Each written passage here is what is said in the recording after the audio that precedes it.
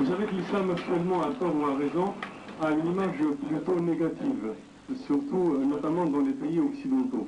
Qu'est-ce qui, dans la situation de l'Algérie et dans votre projet, pourrait laisser penser que le Maghreb pourrait être le lieu d'un islam plus ouvert et plus tolérant? Deuxième partie de la question, la revendication culturelle berbère recoupe la revendication islamique sur le terrain de l'identité. Comment voyez-vous l'identité culturelle du Maghreb et comment y insérez-vous la réponse à la revendication culturelle berbère? C'est une question de circonstance, je sais qu'elle préoccupe beaucoup de gens. L'islam, n'est-ce pas? Voilà, quand on parle d'islam, c'est... Bon, l'islam, c'est vrai, dès qu'on prononce ce nom,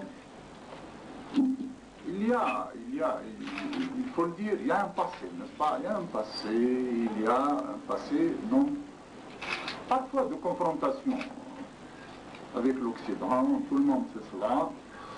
Malheureusement, ce passé a un peu imprégné les mentalités, que ce soit à gauche ou à droite. Vous savez, on parle d'islam, il faut dire que c'est plutôt mal reçu. Et on exhibe un échantillon, tel échantillon, n'est-ce pas?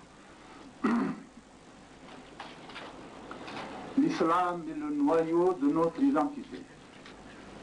Il est l'élément le plus important de notre identité. L'islam n'a jamais refusé les autres dimensions. Bien entendu, la dimension berbère. La langue berbère existe depuis avant l'islam et depuis l'islam elle existe, elle est parlée encore. Comme d'ailleurs d'autres langues de minorité. L'islam s'est très très bien accommodé de la dimension berbère. Pourquoi vouloir opposer la dimension berbère à l'islam? C'est une invention encore, c'est une vue de l'esprit qui est malheureusement affectée par ces mentalités qui sont cette mentalité, ce rejet qui existe et qui vis-à-vis de l'islam et qui a affecté, qui a imprégné des mentalités. L'islam n'est pas contradictoire avec la dimension berbère, au contraire, il la nourrit.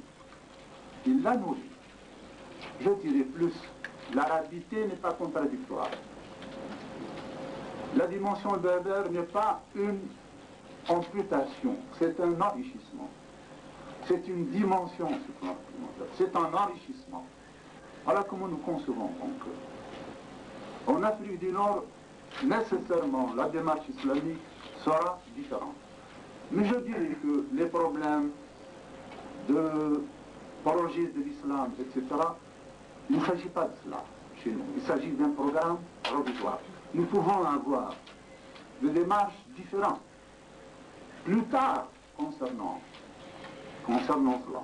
Mais cela, nous le laissons au peuple algérien. C'est lui qui sanctionnera dans un cadre démocratique, dans un cadre pluraliste.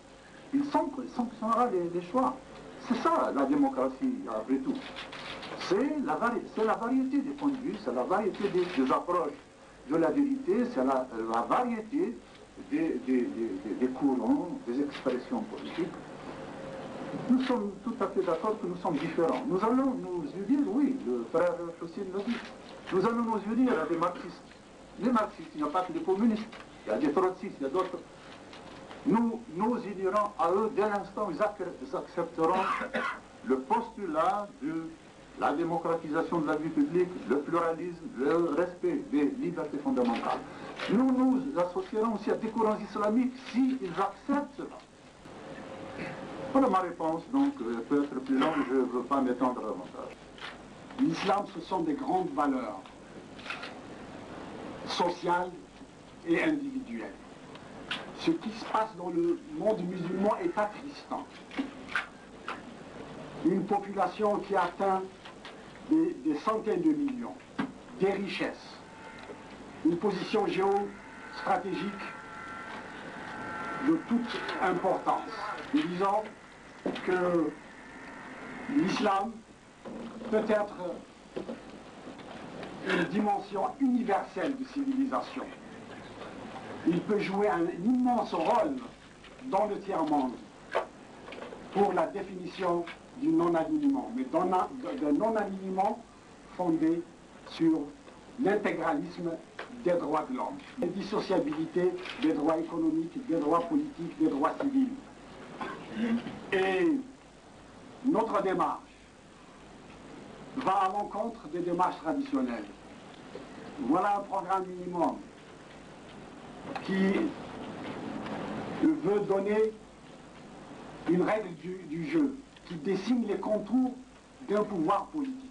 Nous pensons que sur cette plateforme, le pluralisme politique, la liberté de conscience, la tolérance, l'ouverture, la modernisation de l'État, l'islam peut être un facteur de paix et de sécurité internationale.